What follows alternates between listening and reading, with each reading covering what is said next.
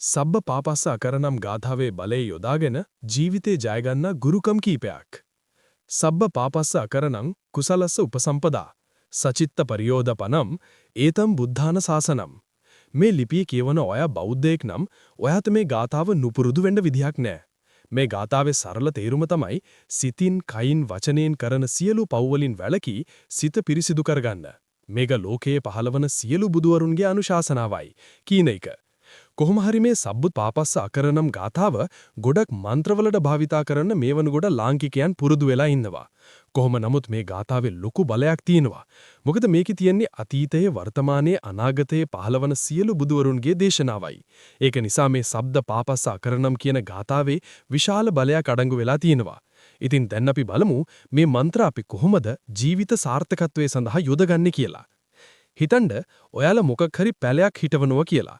මේ මන්ත්‍රයෙන් කෝටු 4කට 108 වතාවක් මතුරලා ඊට පස්සේ පැලේ වටේට හිටවන්න. ඊට පස්සේ සතුන්ගෙන් පැලය ආරක්ෂා වෙනවා. ඒ වගේම ජොබ් එකක ඉන්ටර්විව් එකකට, ඒ වගේම විභාගයකට යනකොට දකුණු කකුල පෙරට තබා 101ක් වතාවක් සිහි කරන්න. මේවා වලින් ගොඩක් සාර්ථක වෙන්න මේ නිසා හැකියාව ලැබෙනවා. ඒ වගේම මේ මන්ත්‍රයේ තඹපතක ලියලා ජීවම් කර පැලදීමෙන් Tamanගේ බසට ඕනම කෙලෙක් අවනත කරගන්න පුරුවන් කියලා සඳහන් වෙනවා. හැබැයි තඹපත්වල මේ මන්ත්‍ර සඳහන් කරන විදිහක් තියෙනවා. ඒ ගැන අපි මෙතන විස්තර කරන්න යන්නේ නැහැ. පැරණි පොතකින් හෝ මේ ශාස්ත්‍රයේ දන්නා කෙනෙකුගෙන් අසා දැනගන්න. ඉදිරියට අපි මේ ගැනත් අපේ වෙනත් ලිපිවල සඳහන් කරන්න ඉඩ තියෙනවා. ඒ නිසා ඒ ගැනත් අවධානයෙන් ඉන්න. කොහොම හරි මේ යන්ත්‍රය අඩුම තරමේ 10 වතාවක්වත් මතුරලා ජීවම් කරගන්න ඕනේ. ජීවම් කරන ක්‍රමය වැඩි කරන්න මේකේ බලය වැඩි වෙනවා. 10,000 වතාවක්, ලක්ෂ වතාවක් ජීවම් කරගන්න පුරුවන් නම් වඩාත් හොඳයි. ඒ වගේම මේක ජීවම් කරන අවස්ථාවේදී සීලයක හිඳ මේක කරන්න පුරුවන් නම් මේ යන්ත්‍රයේ බලය තවත් වැඩි වෙනවා.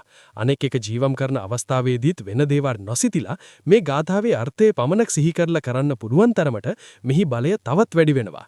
ඉතින් ඒ නිසා ඒ අනුව මේ ජීවම් කරන යන්ත්‍රවල බලය සාපේක්ෂව වෙනස් වෙනවා. ඒ වගේම තමයි භාවිතා කරන කෙනත් සිල්වන්ත වන තරමට මේකේ බලය ගොඩක් වැඩි වෙනවා. කොහොම හරි මන්ත්‍ර ශාස්ත්‍රයේ සඳහන් වන විදිහට කෙනෙක් මේ මන්ත්‍රයේ උදේ සවස 108 වරක් බැගින් මනා සීලයෙන් යුතුව සිහි කළොත් එන්නම එයාගේ බලය ගොඩක් වැඩි වෙනවා. කොටින්ම කියනවා නම් එහෙම වුණොත් අවුරුදු 7කදී ඉර හද වුණත් පාලනය කිරීමේ බලයක් අදාළ කෙනාට ලැබෙනවා කියලා සඳහන් වෙනවා. ඒකෙන්ම හිතා ගන්න පුළුවන් මේ මන්ත්‍රයේ බලය කොහොම හරි මේ මන්ත්‍රේ භාවිතා කරලා කරන්න පුරුවන් දේවල් අපි කිව්වේ ඊටාත්ම ටිකක් පමණයි. තව ගොඩක් දේවල් කරන්න පුළුවන්. ඒවා එකින් එක ඉදිරි ලිපිවලදී ගෙන ඉන්න අපි බලාපොරොත්තු වෙන්නේ. හැබැයි එකක් මතක තියාගන්න. මේ ලෝකය පිහිටලා තියෙන්නේ දුක. ඒක තමයි ලෝකයේ ස්වභාවය. ඒ නිසා හැකිතාක් මේ සසර ගමන නිමා කරන්න වෙහෙස දරන්න. අන්න ඒකත් හොඳින් සිහිය තබා ගන්න.